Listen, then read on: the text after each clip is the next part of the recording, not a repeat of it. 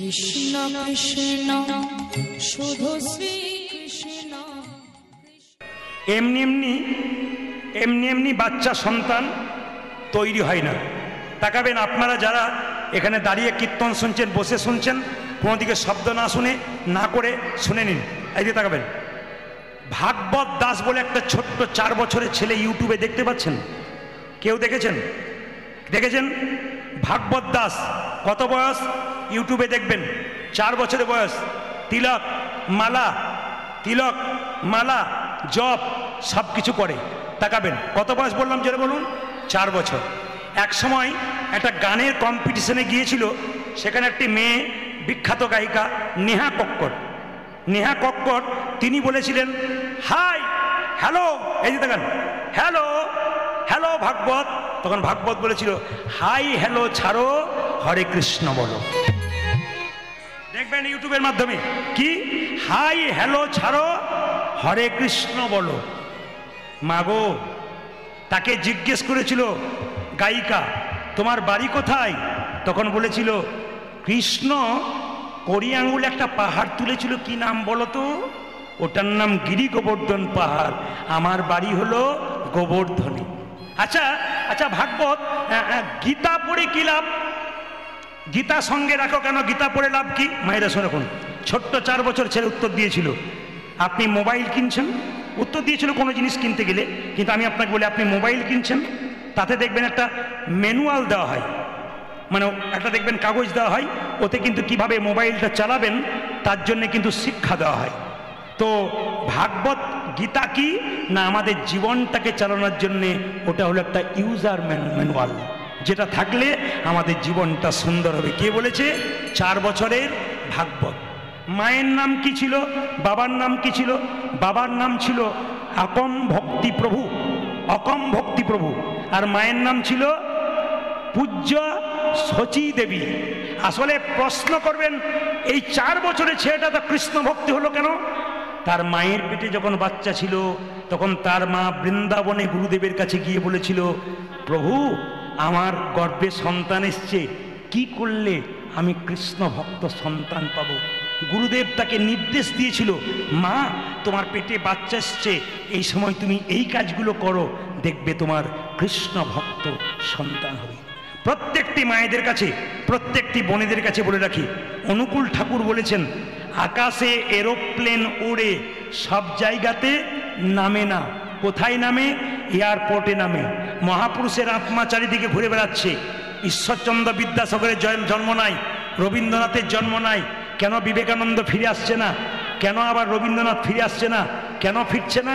একটাই কারণ, মায়েদের প্ল্যাটফর্মটা ভালো নাই। পেটে বাচ্চা থাকলে মায়েদের কিছু নিয়ম আছে যেগুলো করতে হয়।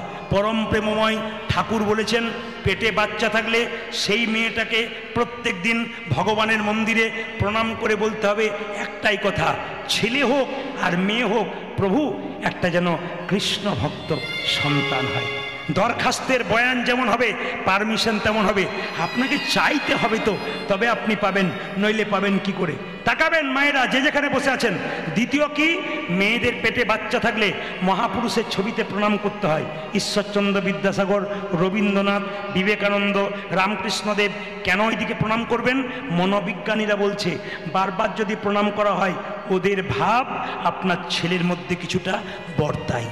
ওই জন্য বারবার বলবো, পেটে বাচ্চা থাকলে অনেক নিয়ম আছে যেগুলো করলে কৃষ্ণ ভক্ত হয়। তুলসী গাছে জল দিয়ে 4 বার পরিক্রমা করতে হয়।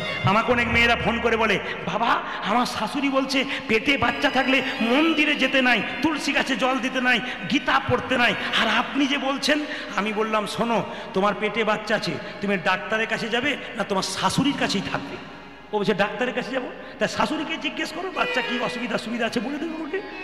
আরে বাবা, ডাক্তারের কাছে যেতে হয় জানবার জন্যে। আর যারা তত্ত্ব নিয়ে ঘাটাঘাটি করে, যারা বই পড়াশুনো করে, তাদের কাছে গিয়ে জানতে হবে পেটে বাচ্চা থাকলে কি কি করতে হয়। একটু গীতা পড়তে হয় মা। যদি গীতাকেও পড়তে না পারেন, যদি মাথায় ঠেকাতে পারেন, তবু কিন্তু গীতার লাভ হয়। অনেকে প্রশ্ন করেন আমাকে, গীতা পড়বো? হ্যাঁ, গীতা পড়ো হিন্দু ভাই। গীতার মতো জিনিস নাই, গীতার মতো গ্রন্থ নাই, গীতাতে কোনো ভুল নাই।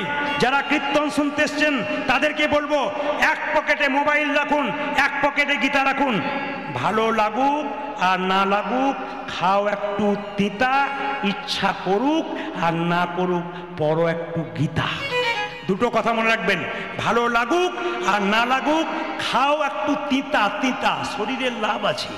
আর ইচ্ছা করুক আর না করুক, পড়ো একটু গীতা। যদি তাই না হবে তবে তাকান, দেখবেন আপনারা যে যেখানে বসে আছেন, কোর্টে দেখবেন একটা লাল কাপড়ে বাঁধা থাকে, ওটার নাম কি? জোরে বলুন, ওটার নাম কি? গীতা। আমি একজনকে জিজ্ঞেস করেছিলাম ওটার নাম কি, লাল কাপড়ে বাঁধা থাকে? ও তখন বলছে যন্ত্র টন্ত্র কিছু একটা হবে। মানে বেটা কিছুই বোঝে না আর কি। মায়েরা, গীতাতে হাত রেখে, গীতা কত বড় গ্রন্থ, গীতাতে হাত রেখে বলা হয় যাহা বলিব সত্য বলিব, সত্য ছাড়া যারা করেছে অত বোকা নয়, মহাজ্ঞানী তত্ত্বজ্ঞানী মানুষ বলে করেছে। কিন্তু গীতাতে হাত রেখে অনেকে হাজার মিথ্যা কথা বলে সেখানে জিতে যায়।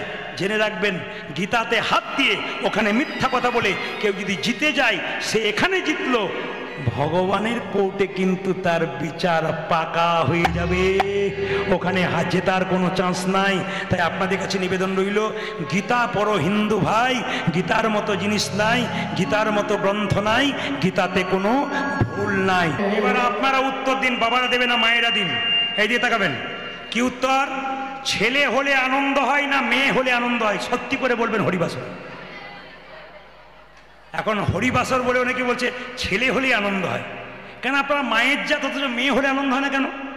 আসলে শাস্ত্র বলছে যদি কারো ছেলে হয় সে পুত নামক নরক থেকে উদ্ধার পায়। তাহলে আমি প্রদীপ পাল, আমার দুটো মেয়ে, তাহলে আমার উদ্ধার পাবার কোনো চান্স নাই, নাকি বলছেন? এখানে দলে যেগুলো আছে না, দেখাবো না, সব প্রায় একটা দুটো করেই কন্যা আছে। ছেলে এক আধজনের আছে, তাদের বুকের পাটা আলাদা, মেক্সি পরে ঘুরে বেড়াচ্ছে। তো সবাই তাকানে, যে যেখানে বসে আছেন তাকাবেন। মায়েরা, কি বললাম? ছেলে, ছেলে আর মেয়ে। ছেলে যদি একটা বংশের প্রদীপ হয়, মেয়ে হয় দুটো বংশের প্রদীপ। একজন মুসলিম ভাই আমাকে বলছে আমার দুটো মেয়ে। বললাম তুমি ছেলে নেবে না? বলে না, দুটোতেই আল্লাহ যা করেছে। বলে কেন? আমি মরে গেলে ওরা 2-4 দিন আমার জন্য কাঁদবে, আর ছেলে হলে খুঁজে খুঁজে বেড়াবে বাবা কোথায় কি রেখেছে। না না, দামি কথা বলছি। মায়েদের খুব আনন্দ হলো, যাকে আমাদের হয়ে বললেন। আপনাদের ভোট না দিলে তো হবে না, যেরকম রাধা রানী কি। কিন্তু মায়েরা, ছেলে হলেই যে নরক থেকে উদ্ধার হবে তা নয়, পুত নামক নরক থেকে। কেন?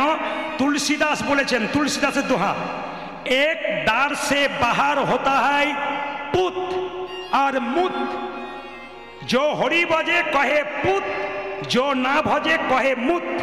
কথাটা শুনতে খারাপ, কিন্তু তুলসীদাসের কথা। एक दार से बाहर होता है पुत और मुत, जो हरि भजे कहे पुत, जो ना भजे कहे मुत। একই রাস্তা দিয়ে পুত্র বেরিয়ে আসে, একই রাস্তা দিয়ে মূত্র বেরিয়ে আসে, কিন্তু যে হরি ভজন করে ছেলে জন্ম নিয়ে সে পুত্রের সমান, আর যে জন্ম নিয়ে হরি ভজন করে না সে মূত্রের সমান। তাকাবেন মায়েরা, যে যেখানে বসেছেন, ছেলে জন্ম দিলেই যে আপনি উদ্ধার হবেন তা নয়। ছেলে যদি কৃষ্ণ ভক্ত হয় তবেই কিন্তু আপনি উদ্ধার পেয়ে যাবেন। আমি আপনাদের বলে যাই, যে যেখানে আছেন, ছেলে মেয়ে দুটোই সমান। ঈশ্বর যেভাবে দিয়েছে যাকে, সেইটাই নিয়ে সন্তুষ্ট থাকবেন, আপনার আনন্দ আছে। আচ্ছা মায়েরা, বাচ্চা ছেলে জন্ম নিলে আপনারা মুখে কি দিন? জোরে বলুন। নিম পাতা না তেঁতুল পাতা? তেঁতুল পাতা, গুড় ও মধু। আচ্ছা আচ্ছা, এবার আমি আপনাদের একটা ভুল ধারণা ভাঙিয়ে দিয়ে যাই।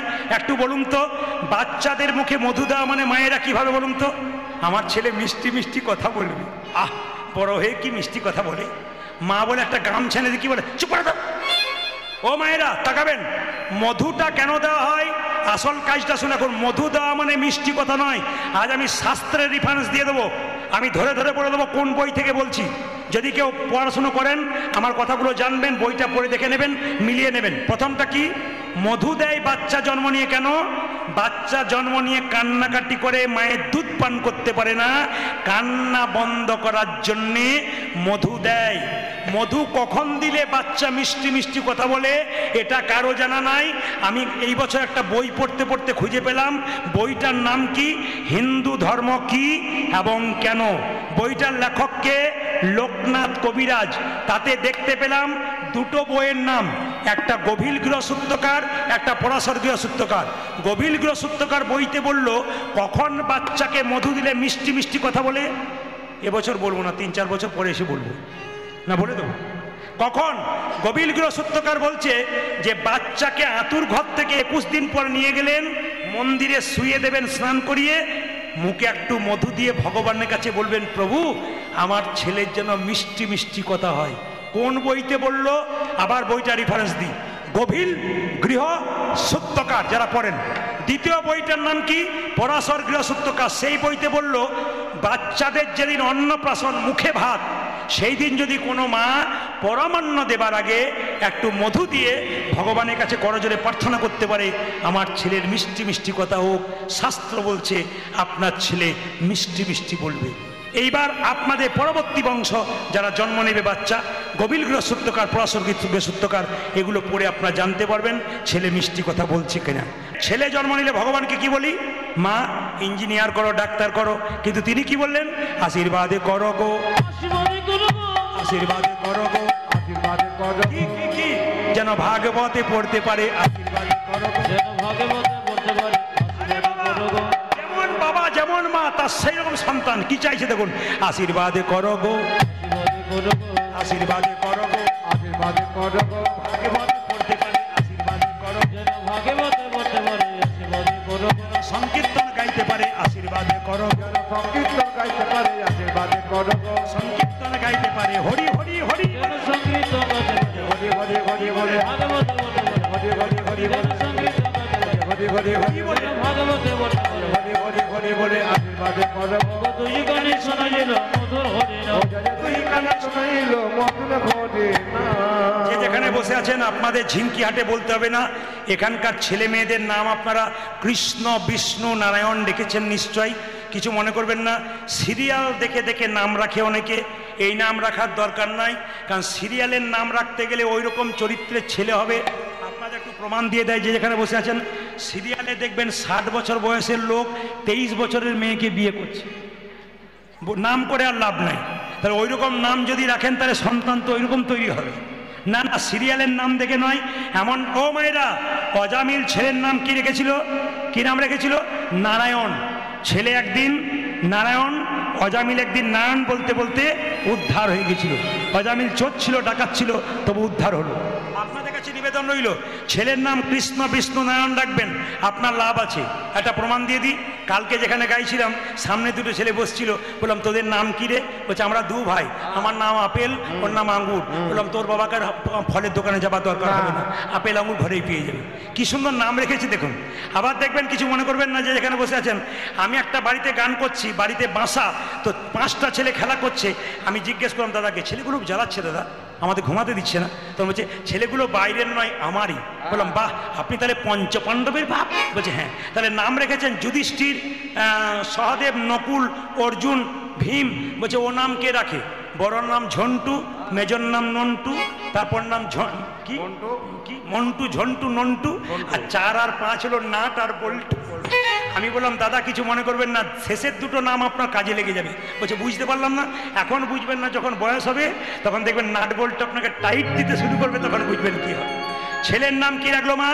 দুঃখের সংসারে জন্ম নিল, নাম রাখলো দুঃখী। বাবা বলে উঠলো, দুঃখী রে, তোকে জগন্নাথ মন্দিরে কত কৃপা করে পেলাম, ওই জগন্নাথ মন্দিরে কত কৃপা করেছি, আর 5টা ছেলের মতো তোর জন্ম হয় নাই, তোকে কত কষ্ট করে পেয়েছি। মানুষ জন্ম লাভ করার একমাত্র উদ্দেশ্য কি? ভগবানের চরণ লাভ করা। ছোট্ট দুঃখী সকালবেলায় বাবাকে জিজ্ঞেস করছে, বাবা ভগবান পেতে গেলে কি করতে হবে? বলছে আগে গুরু ধরতে হবে। বলে গুরু কোথায় পাবো? নবদ্বীপ, কালনায় বড় বড় গুরু আছে, তাদের চরণ ধরলে তুই বৃন্দাবনে রাধা গোবিন্দের সেবা পাবি। রাত্রিবেলায় বাবা মা শুয়ে আছে, দূর থেকে বাবা মাকে প্রণাম করে দুঃখী চলে যাচ্ছে নবদ্বীপের পথে, আর গাইতে গাইতে যাচ্ছে, বাবা আমি চলে যাই, আমি চলে যাই, দাও গো বিদায়। উলধ্বনি, উলধ্বনি। আমি চলে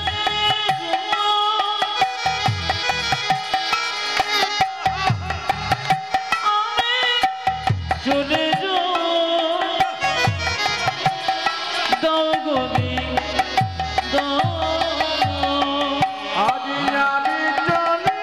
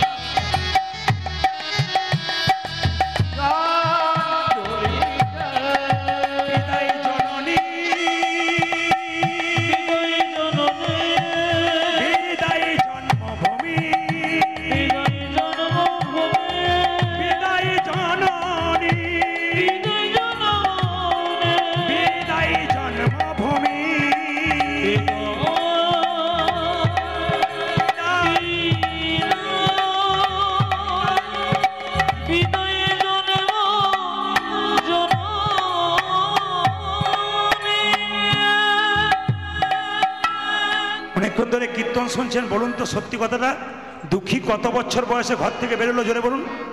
5 বছর বয়সে দুঃখী যখন, সাউন্ডটা কমে গেল, 5 বছর বয়সে দুঃখী যখন ঘর থেকে বেরোচ্ছে, রাস্তায় যাকে দেখছে তাকে বলছে, ও দাদু, ও দাদু, নবদ্বীপ কোন দিকে? একজন বলল, এই খোকা, নবদ্বীপ নবদ্বীপ করছিস, ভিখারির ছেলে ভিক্ষা নে, আবার নবদ্বীপ নবদ্বীপ করছিস কেন? ছোট্ট দুঃখী বলে উঠলো, ঠিকই বলেছো, আমাকে ভিখারি বলেছো, তবে আমি টাকা পয়সার ভিখারি নই। আমি কিসের ভিখারি জানো?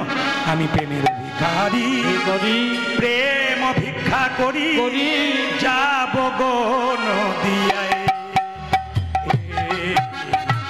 যাব গো নদিয়ায়। উলধ্বনি।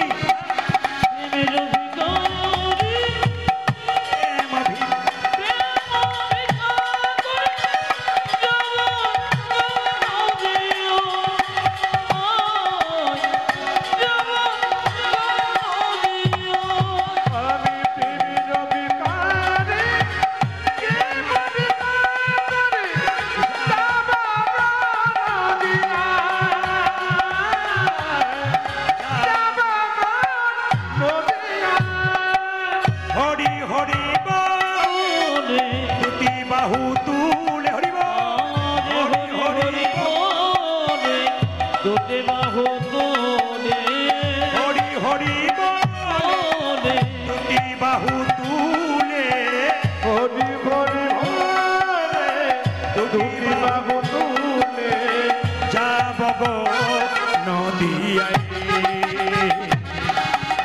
যাব গো নদিয়ায়।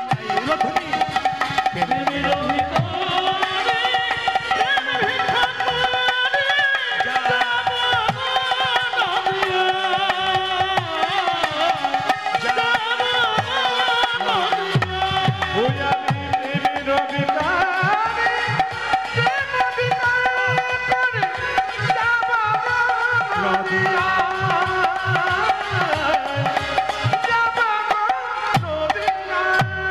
হৃদয় চৈতন্য ঠাকুর কি?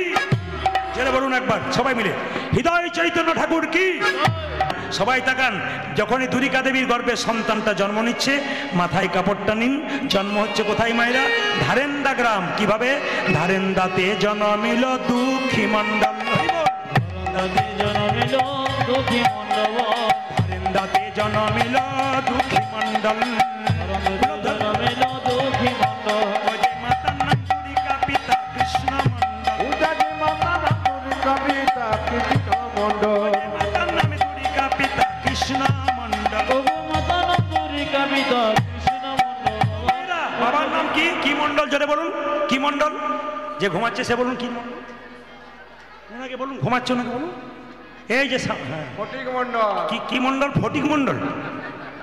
জোরে বলুন, ধারেন্দাতে জন্মিল দুঃখী মণ্ডল, হরি বল। জনমিল দুঃখী মণ্ডল, ধারেন্দাতে জন্মিল দুঃখী মণ্ডল, জনমিল উলধ্বনি, উলধ্বনি।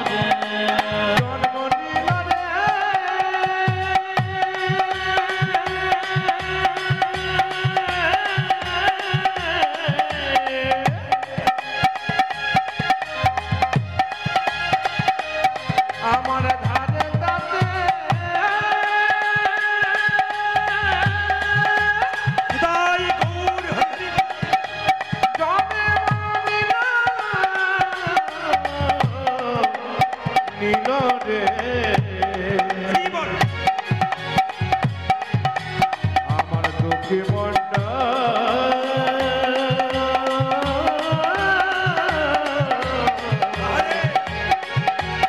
জন্ম নিল জন্ম নিল জন্ম নিল তাতে জনমের দুঃখী মণ্ডল যে মাতার নাম দুরিকা পিতা কৃষ্ণ মণ্ডল, উঠানে মাতা নাম ধরি কবিতা কৃষ্ণ মন্ডল যে মাতার নামে দুরিকা পিতা কৃষ্ণ মণ্ডল, আজে মাতা নাম দুরি কবিতা কৃষ্ণ মণ্ডল পুত্র হেরি পিতা মাতার আনন্দ না, পুত্র খেলি পিতা মাতায় আনন্দ না ধরে পুত্র হেরি পিতা মাতার আনন্দ না ধরে, পুত্রকারী পিতা মাতায় আনন্দ রাধরে পাড়া প্রতিবেশী সবে উলধ্বনি করে, পাড়া প্রতিবেশী সবে উলুধ্বনি করে পাড়া প্রতিবেশী সবে জয়ধ্বনি করে, পাড়া প্রতিবেশী সবে জয় ধ্বনি করে আনন্দ ধরে না, আনন্দ ধরে না আনন্দ ধরে না, আনন্দ ধরে না পাড়া প্রতিবেশীর মনে আনন্দ ধরে না, পাড়া প্রতিবেশী মনে আনন্দ ধরে না পাড়া প্রতিবেশীর মনে পুত্র বদন, পাড়া প্রতিবেশী মনে পুত্র বদন ঘেরে প্রতিবেশী আজ মনে পুত্র বদন ঘেরে পাড়া প্রতিবেশী আজ মনে পুত্র বদন ঘেরে পাড়া প্রতিবেশী আজ পুত্র বদন ঘেরে আনন্দ ধরে না পাড়া প্রতিবেশী মনে উলুধ্বনি করে পাড়া প্রতিবেশী সবে জয় ধ্বনি করে আপনি একবার ব্যবহার করে দেখুন। কিন্তু এখন লক্ষ্য করুন, কৃষ্ণ মণ্ডলের বাড়িতে এত অভাব যে ছেলেকে মধু কেনার কোনো পয়সা নেই। ওই যখন মধু দিতে পারলাম না তো কি হবে, কি করবো জানো? দুই কানে শোনাইল মধুর হরিনাম, আজ তুই কানে শোনা যে মধুর হরি নাম দুই কানে শোনাইল মধুর হরিনাম, দুই কানে শোনাইল মধুর হরিনাম হরিনামে শোনালো, মধুর হরি নামে শোনাবো হরিনামে শোনালো, হরিনামে শোনালো সারে কথা শোনার আগে হরিনামে শোনালো, সংসারে কথা শোনার আগে হরি নামে শোনাবো সারে কথা শোনার আগে হরিনামে শোনালো, তবে তাদের কথা শোনার আগে হরিনামে শোনালো সারে কথা শোনার আগে নামময় দেহ, সংসারে কথা শোনার আগে নামময় দেহ হলো হরি কথা শোনার আগে নামময় দেহ হলো সংসারে কথা শোনার আগে নামময় দেহ হলো হরি কথা শোনার আগে নামময় দেহ হলো হরিনামে শোনালো যে দুই গানে শোনা যেত মধুর হরি নাম দুই কানে শোনাইল মধুর হরিনাম ছেলে জন্ম নিলে ভগবানকে এইদিকে